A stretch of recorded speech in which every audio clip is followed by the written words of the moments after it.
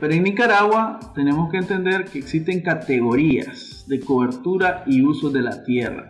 Este es un mapa 2015. Las coloraciones y todos los elementos que van observando ahí obedecen a categorías de uso distintos.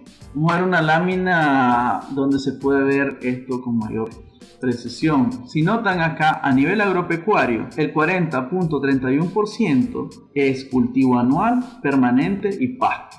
Luego le sigue bosques latifoliados, coníferas con palma, bambú, mangle y plantaciones forestales con un 34.45%. Tenemos vegetación secundaria, arbustos y tecotales. Luego existe otro uso, es decir, las zonas pobladas, las zonas donde hay ciudades, y finalmente lo que tenemos, agua, 8.71% de fuentes de agua. Pero si notan acá, esta área son los agroecosistemas que nosotros nos vamos a encontrar. Vamos a verlo un poco más detenidamente. Si nos referimos a bosques latifoliados y sus definiciones, aquí están. Pero hay tacotales, sí, cubierta mixta de arbustos y matorrales con presencia de árboles maderables.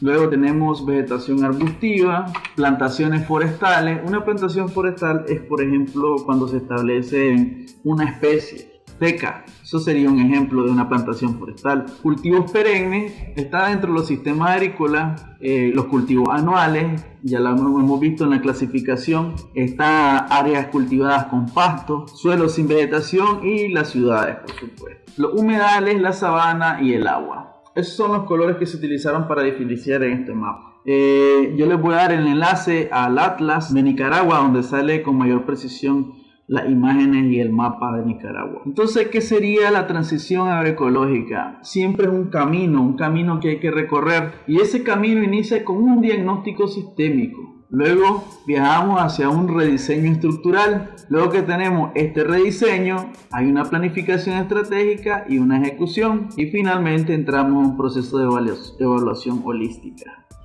Holística no es más que decir que vemos el sistema o el agroecosistema como un todo, no solo vemos sus partes. Si nosotros verificamos todo eso, regresamos al punto de diagnóstico. Cada vez que hacemos un diagnóstico, podemos volver a hacer este mismo recorrido y mejorar tanto los agroecosistemas hasta un punto de mejora de la eficiencia energética. Lo que vamos a ver el día de hoy obedece al diagnóstico sistémico, utilizando una de las herramientas, porque la sostenibilidad no es más que la totalidad de todos aquellos elementos que consideran la agroecología de una forma integral. Está la dimensión ecológica, económica, política y sociocultural. Queremos ver la resiliencia como la capacidad de un agroecosistema de soportar un impacto. Sí, pero para eso tenemos que estudiar casos. ¿Dónde se localizan los casos que vamos a estudiar el día de hoy? Bueno, yo hice un estudio prácticamente en 5 puntos diferentes del país. Cada uno de estos puntos tiene 2 fincas, son 10 fincas en total. Y el caso que les traigo tiene que ver en Telicondea, en una comunidad que se llama Los Alpes y el Bramadero. Nombre de los productores, acá los tienen. Todas las tesis y toda la información se las voy a pasar también en enlace para que tengan disponible esa información. ¿Qué es lo interesante acá? Que trabajamos a una altitud entre 1150 y 1200 metros sobre el nivel del mar. Las precipitaciones se manejan entre 850 a 1000 milímetros y una temperatura promedio entre 20 a 22 grados Celsius.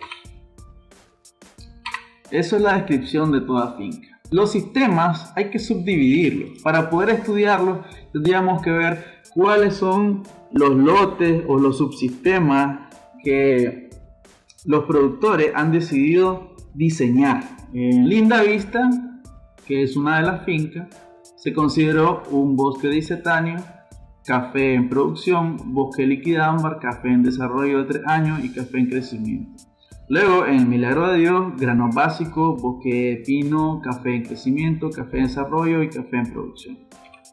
El diagnóstico obedece a componentes. El primer componente va a visualizar los diseños y manejos de los elementos de la biodiversidad productiva. Acá tenemos 18 indicadores. Luego tenemos el manejo y conservación del suelo, manejo y conservación del agua, manejo de las intervenciones sanitarias, diseño de los manejos de elementos de la biodiversidad auxiliar, elementos de la biodiversidad asociada. En total son 64 indicadores y cada uno de ellos lleva su propia fórmula para llegar al final a obtener el CMB, que es el coeficiente de manejo de la biodiversidad. Esto según la metodología propuesta por Vázquez en el 2013. Cada uno de los elementos al final nos llevan a tratar de interpretar un CMB que puede ir de 0 a 1 y entonces podemos decir que es un grado de complejidad simplificado. De 1.1 a 2, poco complejo. De 2.1 a 3, medianamente complejo. De 3.1 a 3.5, complejo. Y de 3.6 a 4, altamente complejo.